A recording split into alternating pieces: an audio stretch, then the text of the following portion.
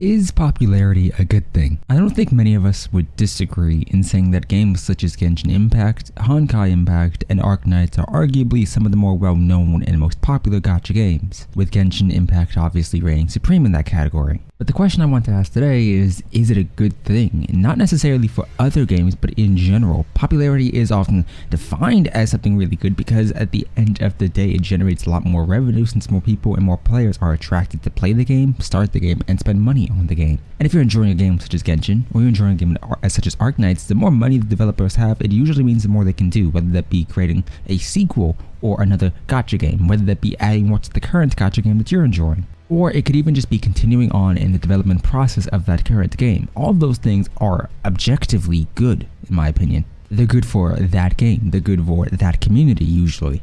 But then it falls into the question of what is that community anymore? If you have a game that's really popular, really mainstream, we'll say Genshin Impact is a mainstream, we'll say Arknights isn't. Then the question that happens next is the community good, or is it the same as it otherwise would have been had the game been more niche? Genshin Impact reached extremely high heights for a gacha game, the most well-known and most mainstream gacha game that it was my first gacha game, just for clarification. And whilst I play many others now, the question I always come back to is Genshin is so popular that other games like Zenless Zone Zero, Wuthering Waves, we have PGR, we have Honkai Impact, you have Tower of Fantasy, you have numerous other titles that are coming out or already have come out that are going to be compared to it. This isn't objectively a bad thing in my opinion. Sure, you can have a bunch of open world gacha games, and Genshin may have been the first of its type with semi-open world gacha games existing already, but in that same category, is it a good thing to have every new game be compared to Genshin, every new game be considered a Genshin killer, every new game not necessarily given a chance to shine on its own because now it has to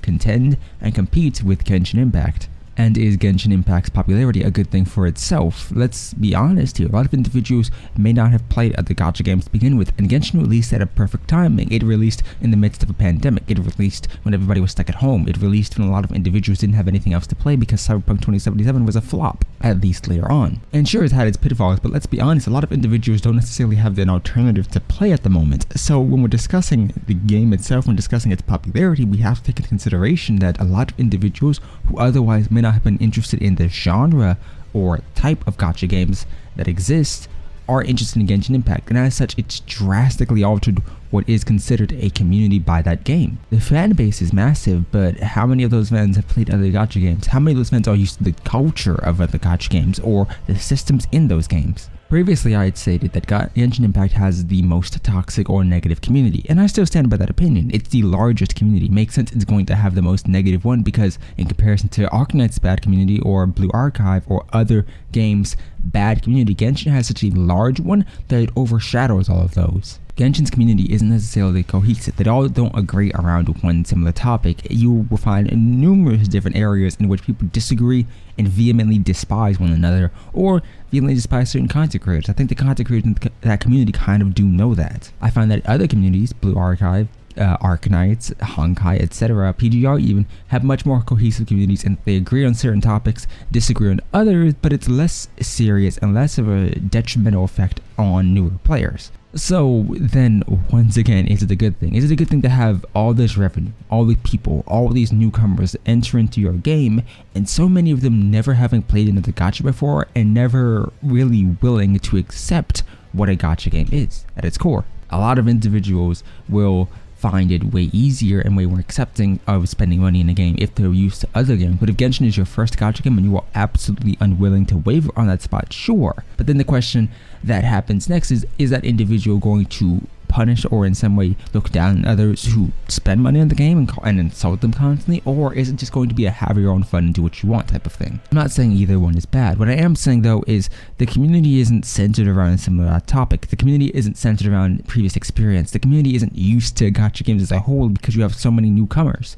And Honkai Impact's success is slightly due, in my opinion, to Genshin Impact. A lot of individuals saw this one game by this company and said, hey, let's check out the other one. And so you have a variety of individuals who took Genshin and then spread out. That's what I did. You take Genshin, you play it, you like it, then you test out other gacha games. But the individuals who didn't, who stick with Genshin and believe that it should essentially be and have the same experience as a $60, $70 game, which is a full package and that you buy it once and that's it, they Are they ruining the game? Are they in some way, shape, or form negatively impacting it? Or are they making the experience worse for others? And if they aren't, hey, cool, welcome, whatever. But I don't think popularity is always a good thing for a game, especially if that popularity reaches out into a genre or a branch of people who never played a game of that style and don't like it. An example, when you had the Soulsborne series, Elden Ring, Dark Souls, etc. all reaching the heights they did, the next consideration you have to talk about is, well, the new individuals who played it hated the game for its difficulty, and they still do.